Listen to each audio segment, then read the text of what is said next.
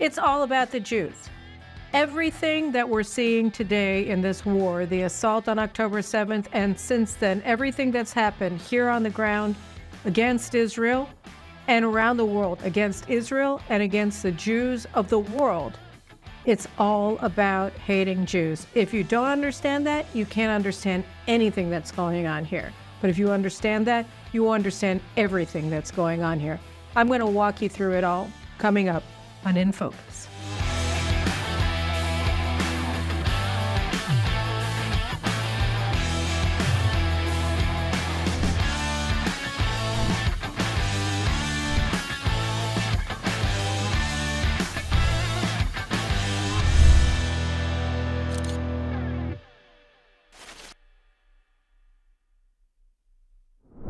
Yesterday, June 23rd, 2024, there was a pogrom in the fair city of Los Angeles, California. That's right, a pogrom. What is a pogrom?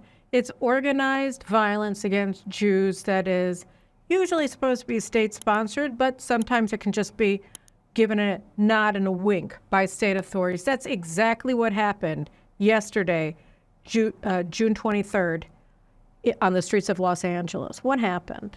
Well, a week earlier, this Pro-Hamas organization announced that they were going to attack the Jewish neighborhoods of Pico Robertson in LA because they were having a fair for real estate to purchase real estate in Israel. And so they had this sign up that said, block real estate deals or something like that in Palestine. And they announced they were going to go after the Jews on June 23rd, beginning at noon. Sharp, right? And then they did. You saw this just horde of Hamas supporters coming in, everybody, of course, with face masks on. You know, you want to have that kafir covering absolutely all of your epidermis on your face except for your eyes, right? And then you can wear shades so that nobody can see you. They're all coming out, calling for violence against Jews. They're holding rods in their hands that go outside of a Das Torah Orthodox synagogue to try to block Jews from entering into the Torah, to entering into the synagogue. That was what was happening on the streets of LA. They went to Jewish businesses. They tried to vandalize them. They keyed cars to try to vandalize them. And they threatened and they carried out violent assaults against Jewish people. Why? Because this is all about hating Jews. And the thing is that Karen Bass, the mayor of Los Angeles, she knew that this was going to happen on Sunday. She knew it. Everybody got prior warning. The Jews begged the LAPD and the mayor's office and all the other politicians in Los Angeles to protect them, to block this, to prevent this from happening, and they refused to get involved. Okay, the LAPD told the Jews that were being assaulted that the mayor's office and the rest of the officials in LA told them that they weren't allowed to do anything to block this from happening. So they enabled these pogromists to come after the Jews in LA. Let's just see some videotape of what happened. Okay, I just want to show you. We have from outside of the synagogue, we have on the streets, we have Jews protecting a Jewish business that's being attacked. We have all of this stuff. Just look at it. There's one incident, this car that you had a man and a woman in a car, and it worked out that they had a baby in the back seat, okay? And they're driving around with a loudspeaker and saying, you know, calling for violence against Jews. And then when the Jews left, they went into the Jewish neighborhoods surrounding Pico Roberts to go after them, right? They went, look at this, they go into this Jewish neighborhood. They're going after people on a residential block. And again, let's remember, the authorities knew ahead of time that this was going to happen, and they made a decision to allow it to happen, all right? So it's not that the LA mayor was there holding a rod in her hand and assaulting Jewish ladies. No, she didn't do it, but she enabled this to happen because if she had stopped it ahead of time, it wouldn't have happened, all right? I wonder what's going to happen to the people who did it. Well, I don't know, but in November, last November, if you recall, there was a pro-Hamas rally in, it was in Ventura County in LA. And this Jewish guy, this 69-year-old Jewish guy named Paul Kessler, was there holding an Israeli flag.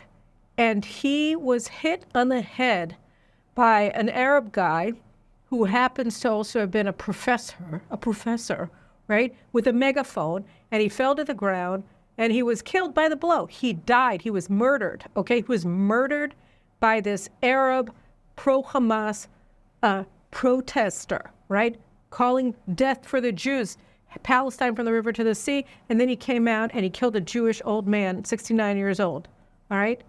And he's not being charged with a hate crime, all right? All these years later, right, the LA prosecutor decided, nope, no hate crime here to publish. We're punished. We're not going to punish him for a hate crime. Yeah, it was involuntary manslaughter. It was this, it was that, whatever it was. He's not getting killed. He's not getting a charge with anti-Semitism, which of course would increase his prison time. No. Because in LA, it's okay to carry out violent riots against Jews, trying to block them from entering into their synagogues, trying to vandalize and destroy their neighborhoods and their commercial centers. That's okay, all right? And you know why there wasn't major bloodshed there? Because the Jews protected themselves, or I don't know, Pico Roberts is one of it's the biggest Jewish neighborhood in LA, and I saw somebody say on Twitter today that it's the biggest Jewish concentration of Jews out in the United States outside of New York City. Okay, so it's hugely Jewish, all right, and the reason, and they have a lot of Jews from Iran. They're Persian Jews, and they're not going to take this lying down. So they actually showed up, and the Jews defended the Jews because until the LAPD got there, people could have been killed. Those people came, the pogromists came with rods in their hands, right, and their fists clamped in order to hurt Jewish people. This is not going to end well. I'm telling you, Kessler, blood has already been spilled. Paul Kessler was already murdered by these people. They're getting away with murder. They're getting away with an anti-Semitic murder, okay, that was carried out in November, and they're attacking these Jews, and they're going to get away with it because the authorities in LA are letting them get away with it. And it isn't only in LA. While this was going on in LA, you had a pro-Hezbollah, pro-Hamas rally where people holding up, look at this, holding up a photo of Yahya Sinwar, the butcher of Hamas, sitting in Gaza, right? The mastermind of October 7th slaughter. They have graffiti of reverse red triangles, which is apparently a Hamas sign that they're putting up on Jewish businesses. Okay, this is in LA. This is in New York City, right? And outside of the Israeli consulate in New York, they're waving Hezbollah flags. And what happens to them? Nothing. Nothing happens to them for doing this in New York City. And okay, it's not just the two coasts, right? Denver. There was a pride parade in Denver. Look at this. It was taken over by Hamas. It was taken over by Hamas supporters. So you're talking coast to coast in the middle. You could go to Chicago, you could go to St. Louis, you could go Boston, you could go anywhere, and you'll find stuff like this going on. School's out. School's out. These guys got to ride somewhere else. So they go out into the street. They just attack Jews on the street. They don't have, Jewish students specifically to kick around anymore. So they're kicking Jews around on Ventura Boulevard and in Pico Robertson and outside of their synagogues. That's what they're doing now. Why? Well, because, there's no school. So they're free. That's what do you do on your summer vacation? Well, in Judea and Samaria, they go to terror training camps. I've shown you footage from what children in Shechem, in Nablus, in Ramallah do on their summer vacations. They learn to kill Jews. And in LA, they call for the people who are in the terror training camps, the sleepaway camps where they become terrorists, in Samaria, right? They call for them to do what they're being trained to do. That's what we're seeing. This is the back and forth between LA and Ramallah, all right? And so this is not only going on in America, of course.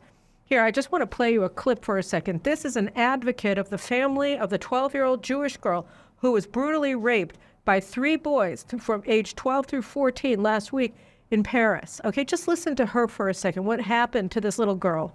Okay? J'ai pas les mots suffisants en fait pour vous dire à quel point cette petite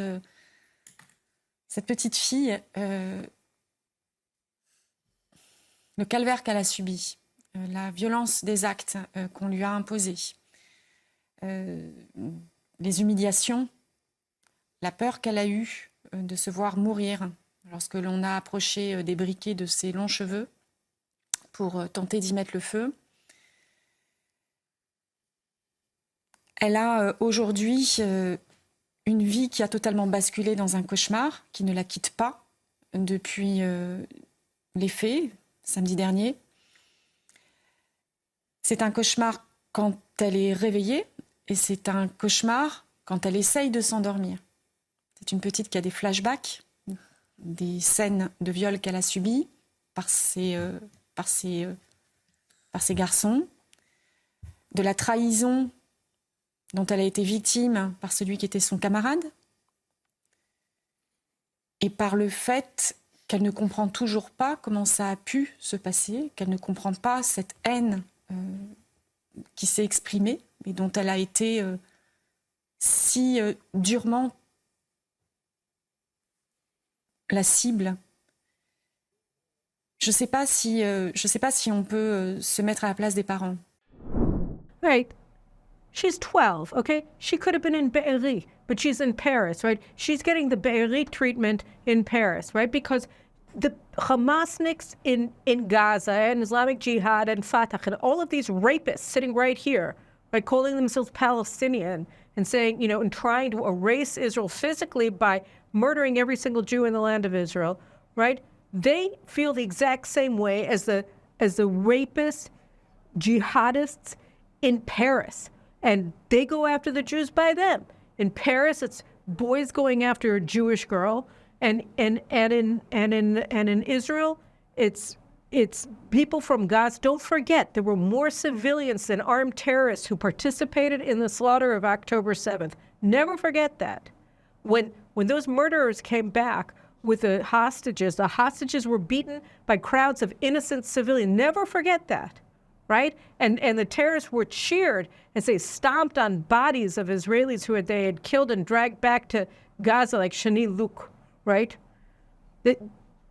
Don't forget, these are the people who did it in Israel, in southern Israel, from Gaza, and these are the people who are doing it in Paris, okay? And then these nut jobs in London who aren't nut jobs, they're Cossacks, look at them. They're tying themselves up to cars, right? Outside of Elbit's office, that's an Israeli military industry, Elbit. They have an office in London, and it's being barricaded so that people who are working for Elbit in London can't leave their offices or get into them, just like they did outside of a Das Torah synagogue in LA. It's the same idea, but here they're on their yoga mats tying themselves to cars because they can't find a good,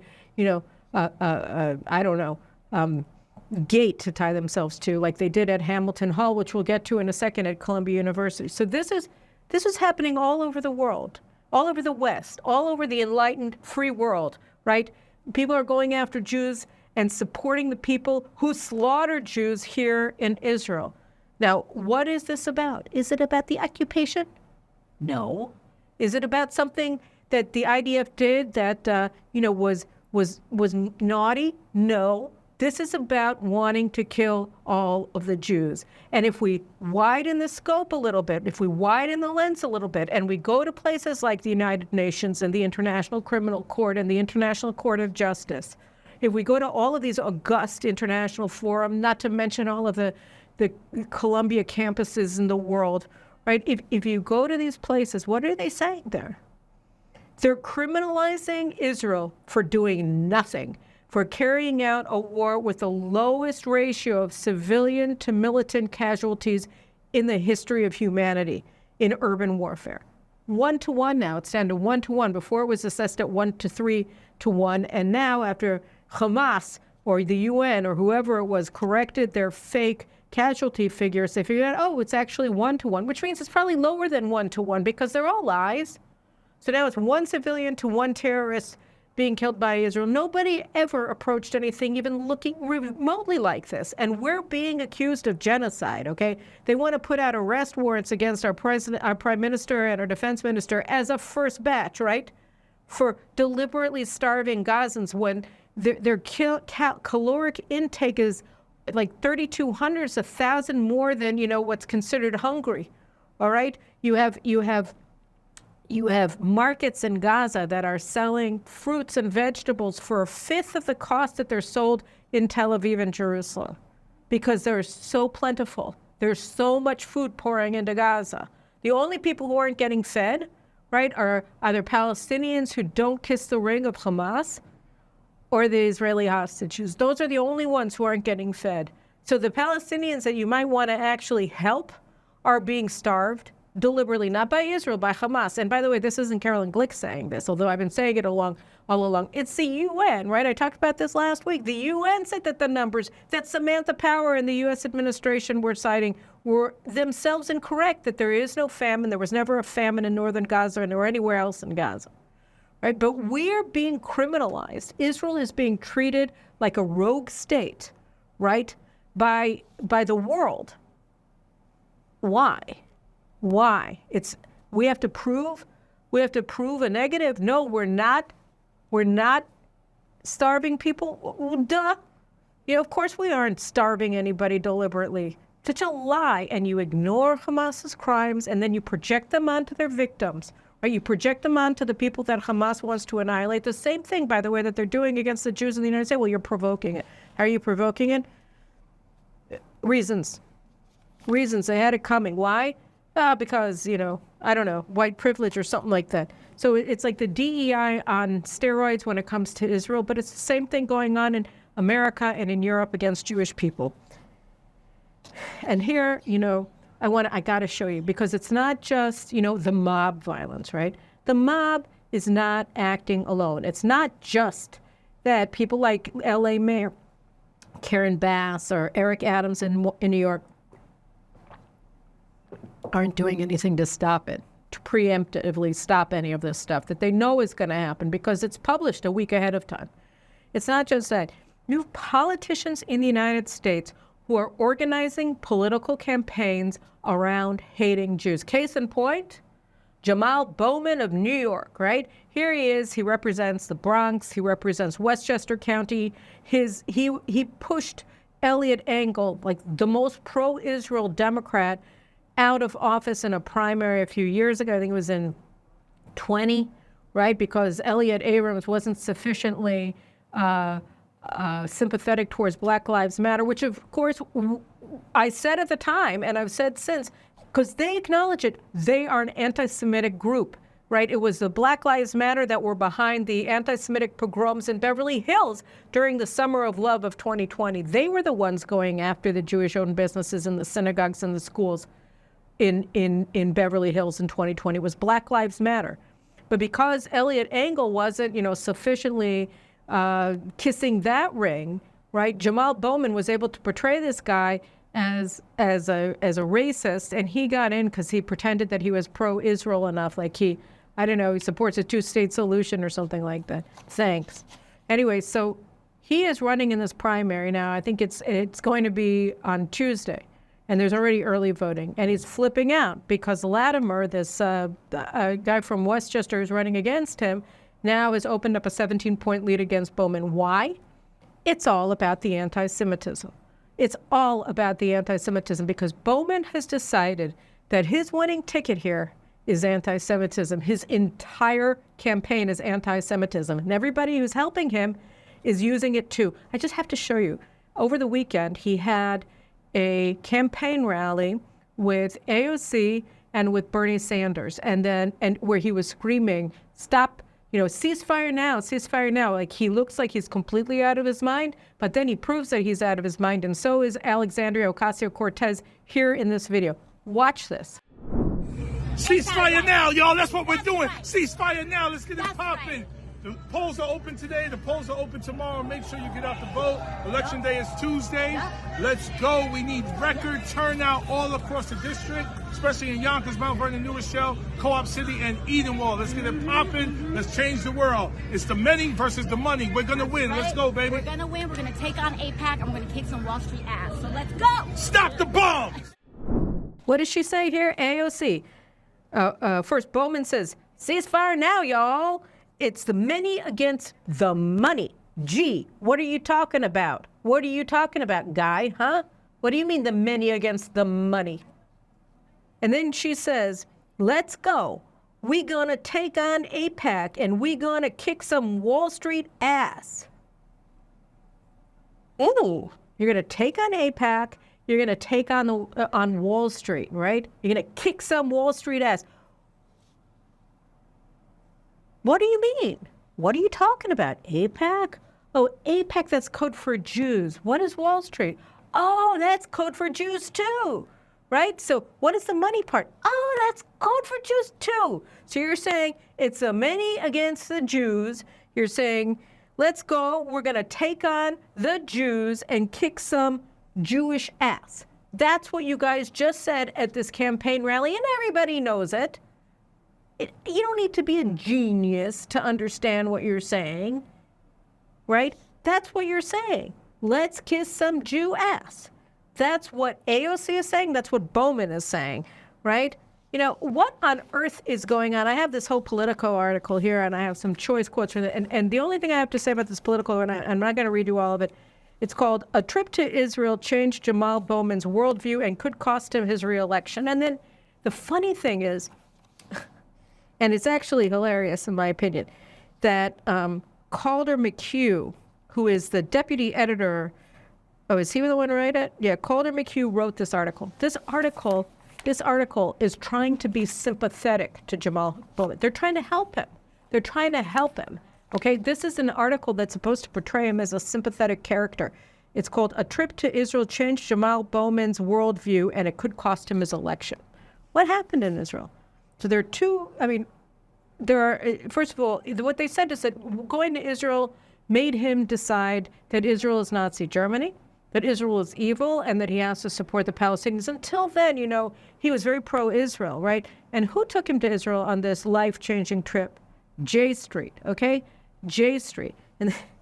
And J Street says they interview Jeremy Ben-Ami, and Jeremy Ben-Ami has this really interesting comment here where he says, so it says here, while Bowman is pointed to the 2021 trip as the origin story of his change of heart, the group behind it doesn't buy that explanation. Then here, Ben-Ami says, Jeremy Ben-Ami, the executive director, I think, or the president, I remember, of J Street, he says, anyway, the founder, he says, Congressman Bowman remains an advocate for two states. The framing and rhetoric he has chosen in recent months on these issues has nothing to do with J Street or the trip. So he says that he continues to support two states. Well, no, he doesn't. Actually, it says very clearly in here that he supports the dissolution of Israel because Israel is Germany. And so what's interesting about it is that, you know, a lot of people have been saying when the BDS campaigns began on college campuses in full force, I don't know, like 5 years ago or maybe 10, that the problem was J Street U, that J Street U was serving as the gateway drug to BDS, that people were going on these J Street missions to Israel like Jamal Bowman, or being part of J Street U on university campuses, where they were being told that the side that was guilty, the side that was responsible for the absence of peace in the Middle East is Israel, not the Palestinians who, you know, put our babies in ovens, right? And rape our daughters. No. That's not the problem. The problem isn't jihad. The problem is that Israelis want to live in Judea and Samaria. You know, Jews want to live in Judea and Samaria, and that's the problem. And United Jerusalem, that's a no-no. And go up on the Temple Mount, Judaism's, you know, holiest site since the time that Abraham sacrificed Isaac there, right? No.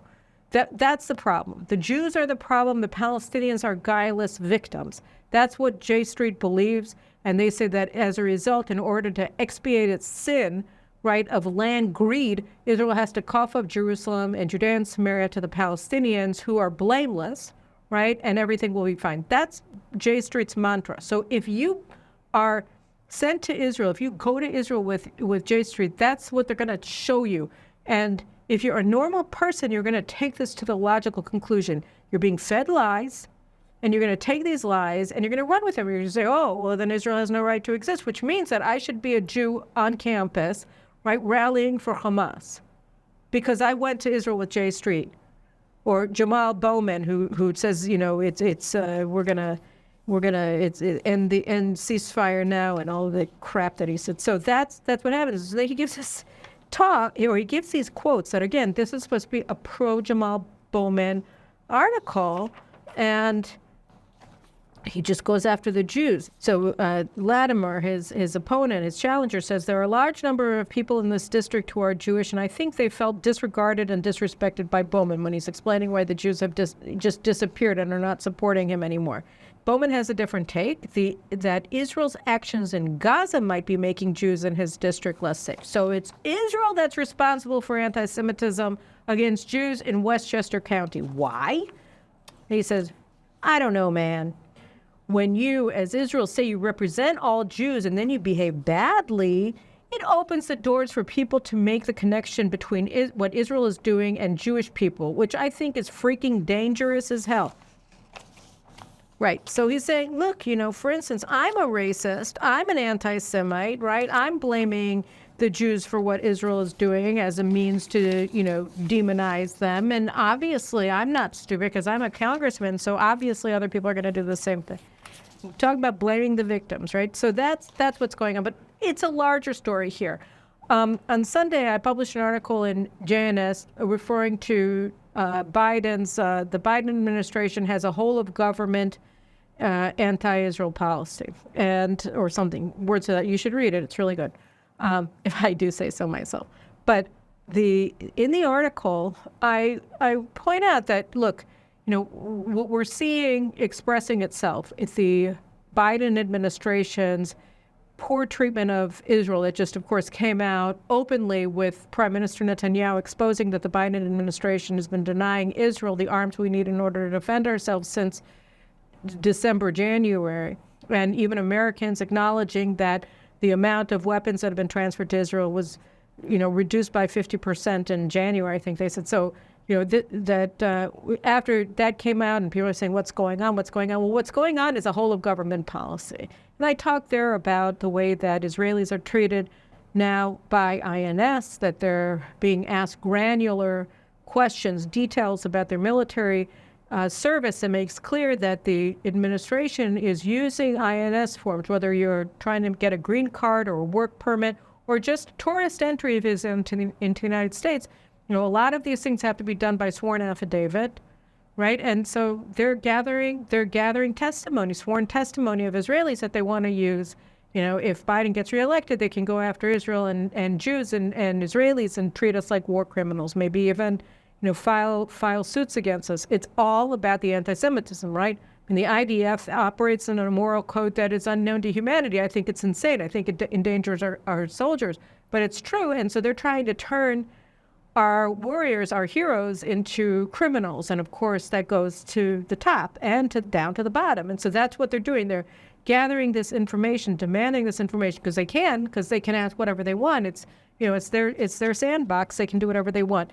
And so they're doing that. And then I talked about how the administration is using Biden's anti-Israel executive order criminalizing Jews who live in Judea and Samaria from February to actually go after Israeli politicians like Finance Minister Bezalel Smotrich, who they want to sanction because he's carrying out lawful policies as finance minister in accordance with our counter-terror finance, our terror financing laws. And by the way, America's too. He's not transferring money to the Palestinian Authority because the Palestinian Authority is engaging in terrorism. And who else do they want to sanction? They want to sanction the Regavim movement, which just published this massive report that I talked about in March on this program when it came out, showing chapter and verse dozens and dozens and dozens of terrorist attacks, that many of which have caused the murder of Israeli citizens in Judea and Samaria, that were carried out directly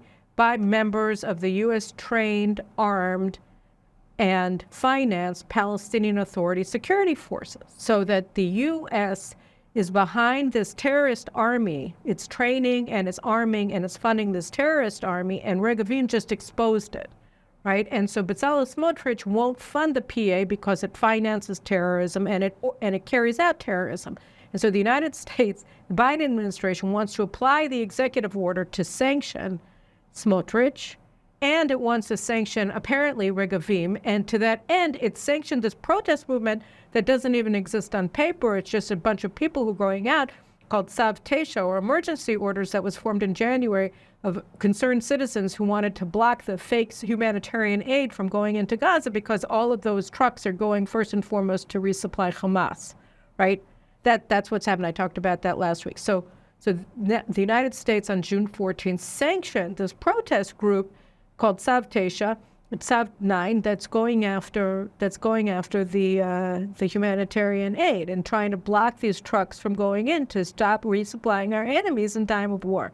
So first the Americans go after Sav 9, and then they want to go after Regavim, because Regavim was providing them, with logistical support, because it's just a bunch of people who live in the South who organized these protests that 15,000 Israelis joined, and over 80% of Israelis oppose this humanitarian aid nonsense, because it's endangering our soldiers on the ground in Gaza, and it's undermining the war effort, and it's by resupplying Hamas, right? And then, anyway, that was my column. And while I'm writing the column, I'm thinking to myself, yeah, but it's not just whole of government against Israel, it's whole of government against Jews. Because when you look at what's going on in LA, and you look at what's going on in New York and in the college campuses across the country and on the streets outside of the White House, for crying out loud, they were blowing up smoke bombs outside of the White House. What happened to them? Nothing, right? And in Colombia, right, there's no law enforcement against these people. Why? Well, because it rots from the top, right? Because the Biden administration, President Biden, won't call for it. He won't call for it. He won't say, we're gonna throw the book at these people. You're not allowed to hurt Jewish people, right?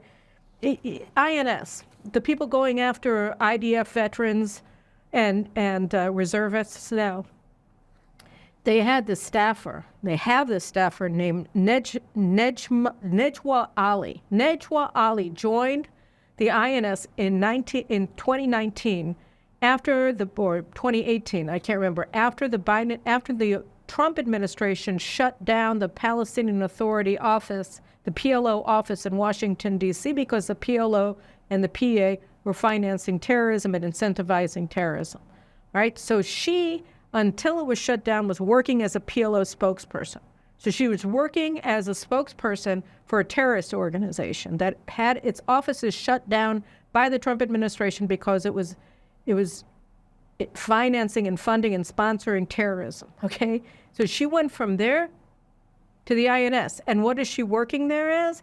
An immigration, what is it called? Like a review officer. So she's reviewing the applications for immigration from people like, Israelis who want to relocate to the United States to work in Silicon Valley or wherever, right? So she's reviewing their applications, all right? This Nejwa Ali. So it works out that not only does she love the PLO and love Fatah terrorists, she loves Hamas, right? And so on October 7th, and since she was putting out all of these praise Allah Instagram posts, she's not even trying to hide it, right? She's doing it under her own name as an INS officer, right?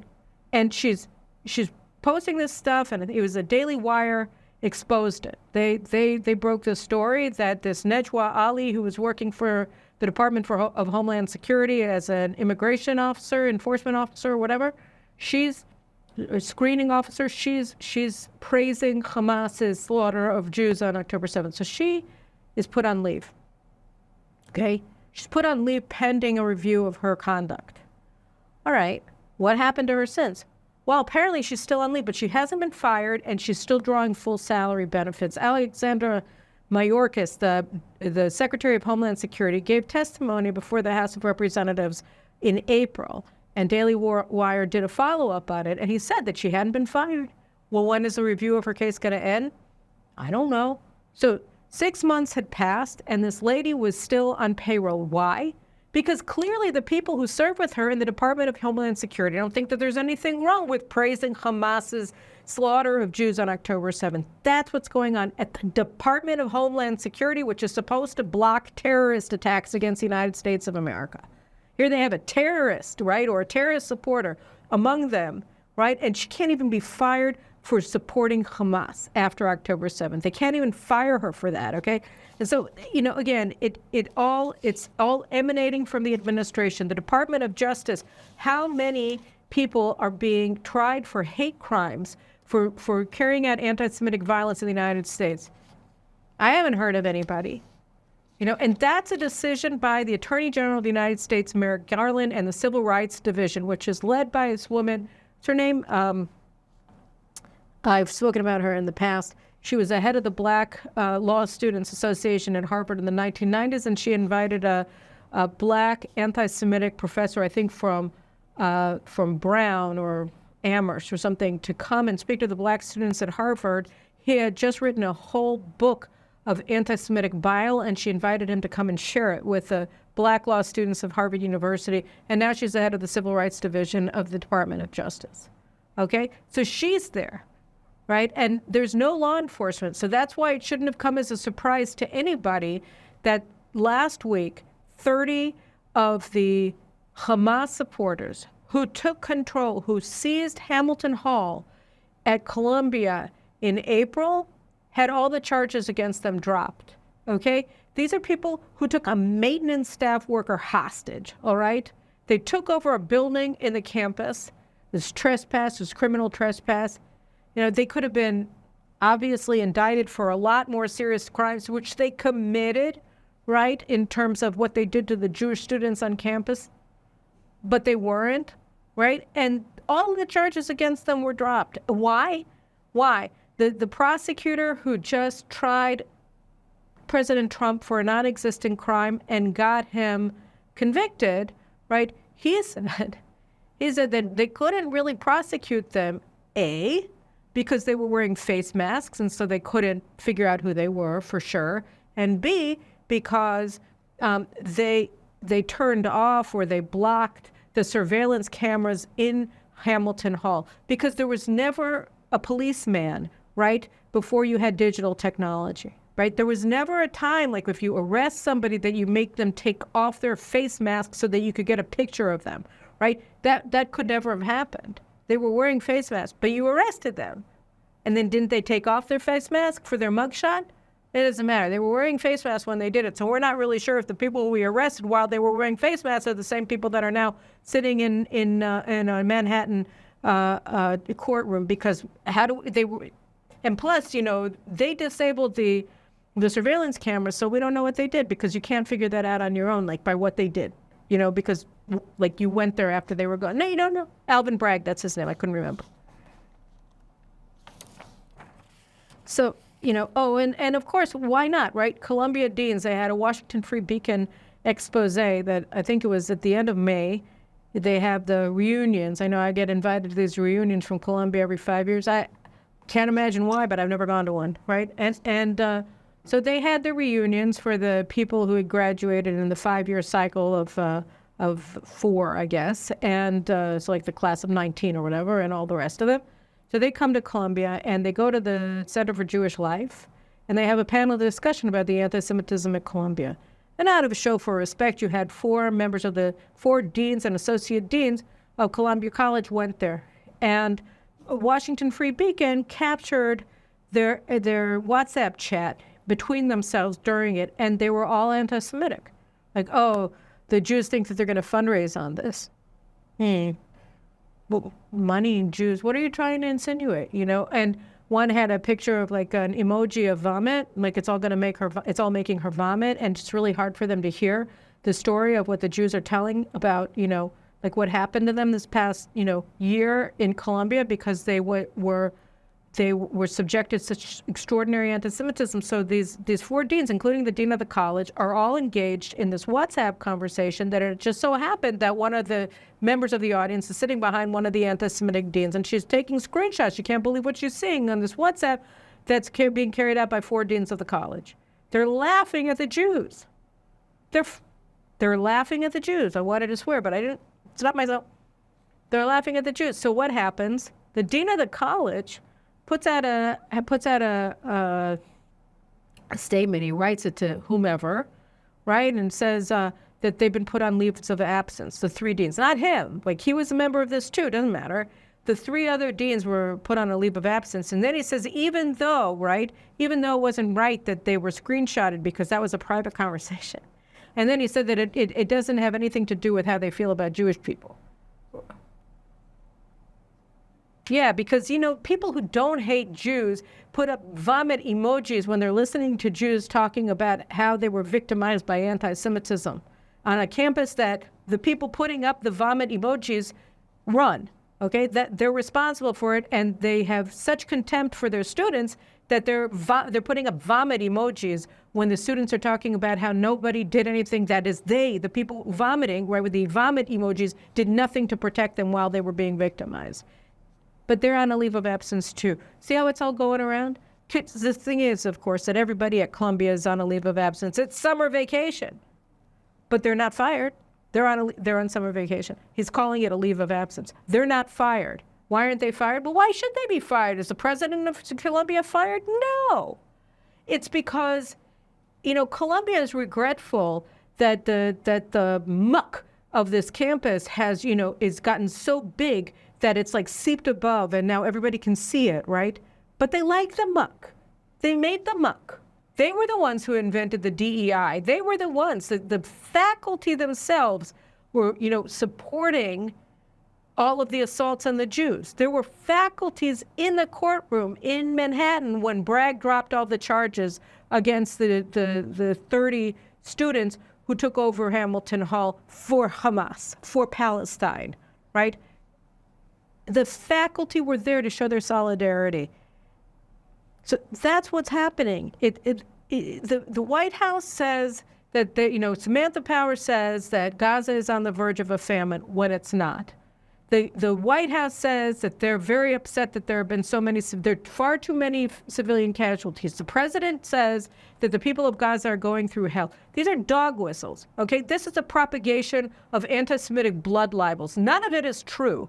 And the people who are putting it out are the people at the top of the U.S. government, starting with President Biden, okay? And then it goes from here, it goes from him to the pogromist in Pico Robertson in L.A. That's where it goes. It goes from him to them.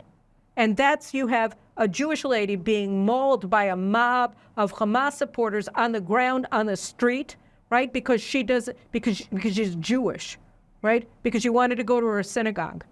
Right? It starts here and it goes there. That's what happens. All right.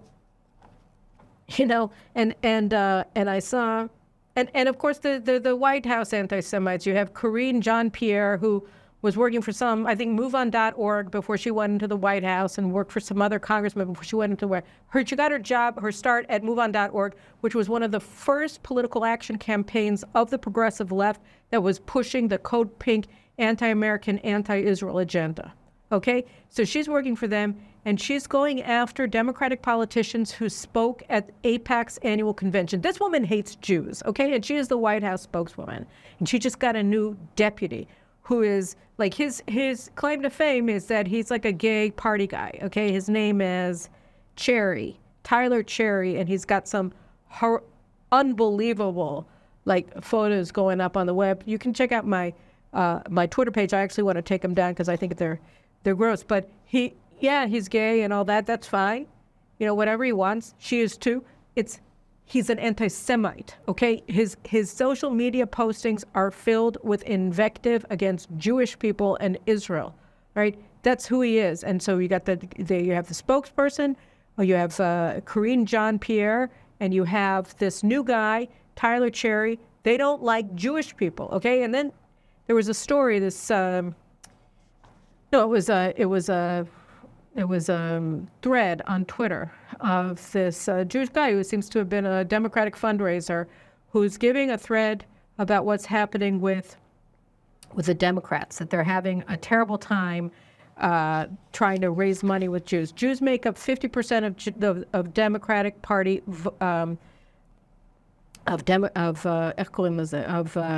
donors to the Democratic Party. 50% of the donor base of the Democratic Party are Jewish people, okay? And they're getting a little bit freaked out by their party right now.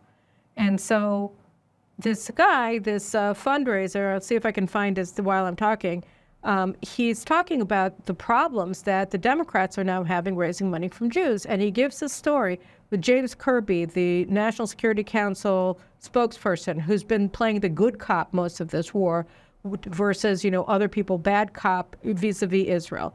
And so he says he's asked there, why is it that Maher Bitar is such a senior person in the administration? Maher Bitar was the head of the BDS group at Georgetown University when he was a student. He worked for UNRWA in Jerusalem, which, as we learned in this war, is just Hamas's political arm, right? And their logistical arm, right? With Hamas headquarters underneath UNRWA headquarters in Gaza City. And UNRWA is paying Hamas's light bill for all of its computers and all of its monitors. Everything is going through UNRWA offices, UNRWA schools, right?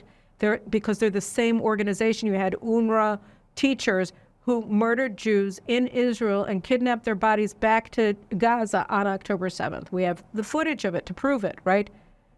UNRWA doctors, UNRWA teachers who were holding hostages in their private residence in Gaza. So these UNRWA and Hamas are one, and Maher Bitar worked for them. And today his position is like so powerful that it blows your mind, because his position now is not only director of intelligence, which is what he was at the beginning of the Biden administration and the National Security Council. He's also the senior director for the Pentagon for military affairs. So he's he manages all of the traffic in the National Security Council related to the Department of Defense, relating to the intelligence community. And he just got a third appointment. He's general counsel or special counsel to the president, which gives him instant access anywhere he wants to go. And he wants Israel to be gone. Like, it's obvious, right? He worked for UNRWA. He's the head of the BDS on Georgetown campus when he was a student there. So the Jews in New York, and these are progressives, these are Democratic donors. That's why they're meeting with James Kirby, because they paid to be there, right? They said, why is he there? What has James Kirby said? He's a professional. He's a professional. He is a professional. You couldn't find a professional for the administration who doesn't hate Jews. Not one. No one. No one qualified out of 350 million Americans. Nobody is a qualified professional who can do that job that Maher Bitar does, who doesn't despise Jewish people. So now, good morning, America, right? They're discovering that they may have a problem with Jews. Duh. We had a whole program here with Richard Baer about the political analyst, right? About the fact that the administration's anti-Semitism and, hostility to Israel may cost them the election, because the Jewish vote in key swing states is much larger than Biden's margin of victory, or even Trump's margin of victory in both the 16 and 20 elections. That's in Nevada and in Georgia and in Wisconsin and in Michigan, I think Michigan, and in one other state. So you're looking on Pennsylvania. Hello, Pennsylvania. The Jews can determine the outcome of Pennsylvania, and he who determines Pennsylvania determines the election. So they can win this, and not all of them have to vote for him, either for Trump. And that's one more thing I want to get to beforehand, which is yesterday I'm looking on Twitter and I see that my friend Mike Duran posted this article that says that, leftist fact checkers have determined that in his speech about the Charlottesville riots that took place, I think, in June 2021, Trump never referred to the neo-Nazis there as very fine people. Okay, I've been writing this literally since he gave that press conference that he was so pilloried for, right? And suddenly, 7 years later, they come out and they say, oh, gee, he never said that the neo-Nazis in Charlottesville were very fine people. He said there were very fine people on both sides, which was correct. There were people there who wanted to keep a historical statue in the park in Charlottesville, and there were people who wanted to take it out because the historical statue was of Robert E. Lee, the head of the Confederate Army. But both sides had, and 2 years later, right, you see them taking down statues of George Washington and Thomas Jefferson and Abraham Lincoln, and so, yeah, they were right. You go after Robert E. Lee, and in due course, you're going to go after George Washington, which is precisely what they did. Right, so the people who wanted to preserve the statue in that park in Charlottesville were probably in the right, given what happened since then. So all Trump said was that not all of them were neo-Nazis. In fact, most of them were not neo-Nazis. They were town folk who just didn't want these radical nut jobs to start messing with everything that they had, right? Which is exactly what was happening. And then the neo-Nazis came in on top of that, make their name there, right? So that wasn't who Trump was talking about. And suddenly 7 years later, these leftist fact checkers come out and acknowledge that indeed Trump never referred to the neo-Nazis as very fine people. In fact, he denounced them. He said there are very fine people on both sides, but not the neo-Nazis. But everybody cut out but not the neo-Nazis, right? So why is this important? It's important because for so many reasons. That statement, that misquoted, distorted, totally wrong rendition of what Trump said about what happened in Charlottesville was used by people who don't like Jews to demonize Trump as an anti-Semite and scare American Jews away from him. Okay, and that was it. That was the core of everything. When Joe Biden announced that he was running for president in April of 2019, he said that what he motivated him to run was Charlottesville, was Trump's support for neo-Nazis. That was the reason why Trump was a danger to the United States. And suddenly, these leftist fact checkers remember that actually that's never happened. Trump never did it. He never did it. So he's been demonized as an anti-Semite since 2017 for something he never said. And Biden has presented himself as the guardian of the Jews of America because he was coming out to run for president to protect them from the likes of Trump. And it was all a lie. And since he came into office, as Eli Kohani, my friend, said, he's a former deputy envoy for the fight against anti-Semitism of the Trump administration, the Trump State Department. And she just posted, she said, since Biden has become president, it's at Charlottesville every day, except, of course, it's even worse than that because it works out that what happened in Charlottesville, Trump didn't have anything to do with it, and it's way worse than what happened in Charlottesville. In Charlottesville, you had neo-Nazis marching and saying nasty things about Jews. Here you have people marching and assaulting Jews, right? And they're being protected by all of the authorities, starting from the Department of Justice on down to the New York attorney, public prosecutor and LA mayor and all of these other people and the Chicago mayor and the Denver mayor apparently and the New York mayor, and nobody is enforcing the law to protect Jewish people because of what Biden is doing. And Biden's giving a wink wink and a nod to the ICC, to the International Criminal Court, to go after Israel, and to the International Court of Justice to go after Israel, and to the UN to go after Israel. By not leaving these organizations, by not threatening these organizations, by not allowing, by opposing, by blocking the Senate from passing sanctions laws that already passed through the House and would get a majority if Senator Schumer ever just allowed it to be raised in the Senate, calling for sanctions against the ICC personnel who are going after Israel right now in such an anti-Semitic way. So like I said, it's all about anti-Semitism. It's all about the Biden administration's refusal to back Israel against Hezbollah, its refusal to back Israeli victory against Hamas, its refusal to allow Israel to retaliate for Iran's assault against Israel on April 13th, 14th, with a serious, real assault that Israel could have carried out if the United States hadn't undermined it, against Iran's nuclear installations and its regime installations and its oil and gas installations in the aftermath of that unprovoked, massive missile and drone assault on the state of Israel by the Islamic Republic of Iran. It's all about anti-Semitism. And if you don't understand that, you can't understand what's happening. But if you understand that, suddenly it all makes sense. And when we understand that, we also understand what we have to do in response. And here I just want to end this show with something that made me cry, which is how the Jews in LA responded when the police finally came in and arrested this couple in this black SUV that had been driving through the Jewish neighborhoods of LA on Sunday, June 23rd, 2024, calling for violence against Jews with a baby in the back in the baby seat. Look at what they did. Just watch this.